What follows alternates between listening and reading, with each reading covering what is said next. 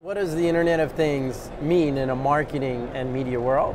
Is a great question. I think it's a progression along what we've started to see already, right? So we had really big screens where it was an easy format, one commercial for everybody, right?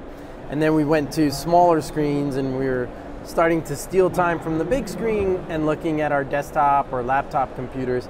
And then last fall, finally, it seemed like we were watching an ever growing number of television and we still weren't moving our eyeballs. But last fall, the guys at Flurry at Yahoo told us now we're finally staring at our phones more than we're staring at the big screens.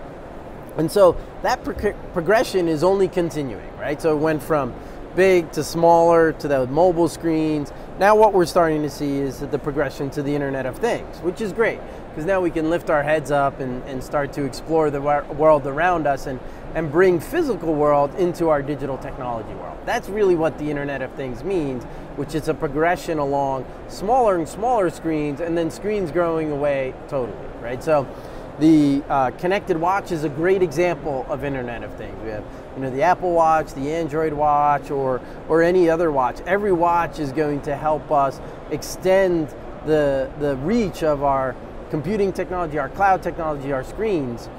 And what this is essentially meaning for marketing and media is it has to get smarter, right? So for a marketer to get the permission to show up on my tiny little screen on my watch, it has to be relevant, it has to be timely, it has to be interesting. It can't just be the old approach where it's just one big blast to a large audience.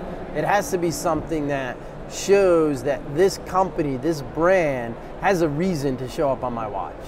And mobile was the first step of that, right? I couldn't use traditional banner ads or traditional TV-based approaches because they just interrupt my flow. They don't make sense.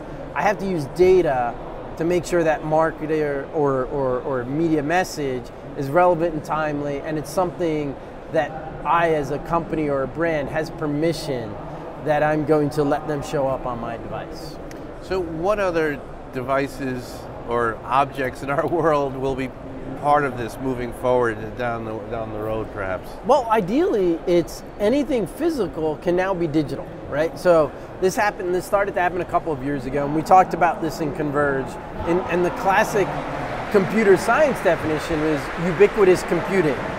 And so that's when computing seamlessly weaves its way into every aspect of our lives. So I was talking about my internet connected pen, right? So it's interesting, Apple just came out with their stylus, and styluses have been around for a while, but I don't necessarily need to write on a screen, and it's a pretty crummy experience today to write on a screen. I can write on a piece of paper, and this can then connect with my computer, and I can get everything I need to get stored, right? I can use image recognition to recognize a diagram I draw and then internet enable that diagram, right? Like all of this is really, really powerful. And why we can do that today, because it started a couple of years ago, it started in theoretical computer science, is I can bring together 3D printing and I can bring together the continually shrinking chips that are out there. Technologies like Arduino, or the technologies that we see coming out from Intel and Google, where they're making chips smaller and smaller, requiring far less power consumption and allowing them to show up in any physical device.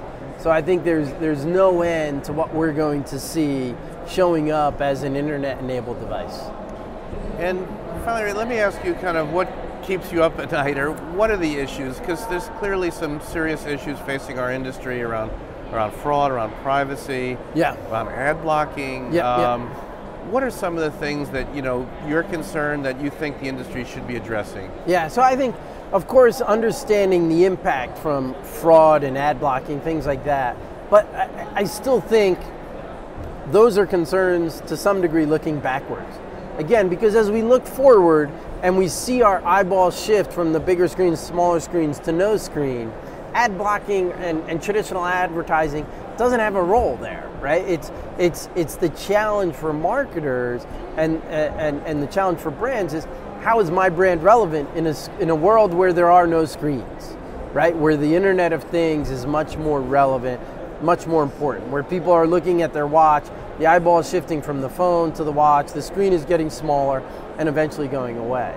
So ad blocking is less of a concern because the future of experiences is more relevant, timely messages that are permission-based, right? Not interrupt-based, right? Ad blocking is getting blocked because people don't want their reading experience interrupted, right? And so that's the challenge. How do I create stories that are relevant to the brand that don't involve interrupt-based advertising, number one. And so that is less of a concern. I think the bigger concern is privacy. And I feel like there's an opportunity for security and privacy guidelines that help us make that, keeping me awake at night go away, right? So there are ways that we as an industry can protect people's data, can protect PII and personally identifiable data, and make sure that that doesn't keep us up at night. And so what I mean by that is I really need to know what your behaviors are, what you're doing, what's interesting, in order to create a timely, relevant, data-driven message. But I don't necessarily need to know who you are. Like, I don't need to know your PII, I don't need to know your social security number, I don't need to know your credit card. Let's start advancing the industry in that way, right? So a great example is Apple Pay and some of those other technologies. They don't necessarily share the credit card with the retailer. They give them a one-time token that retailer can use to execute the transaction.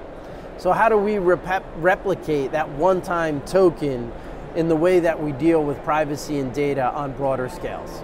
And that's the kind of stuff that's keeping me up at night, because I feel like there's a missed opportunity there that will ensure our goal is to respect privacy but still use data for a better experience.